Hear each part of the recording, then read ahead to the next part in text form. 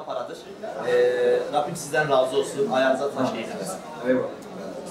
Çok güzel canlar. İnşallah beraber bu memleketimize çok güzel hizmet. Bu memleketi yalancılara mı teslim edelim? Olmaz.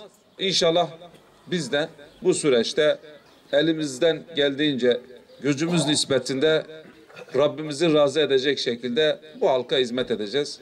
En hayırlı insan, insanlara faydalı olandır. Biz de insanlara faydalı olmak için bir gayret içerisine girdik. Ve Allah'a hamdolsun vatandaş da bize güvendi, bizi seçti, bizi umut olarak gördü. İnşallah biz de bu umutları daha da büyüteceğiz, daha da yeşerteceğiz ve biz halkımıza hizmet edeceğiz. Ve biz de bu 28 Mayıs seçiminde de istikrardan yana, memleketin faydasından yana kararımızı veririz.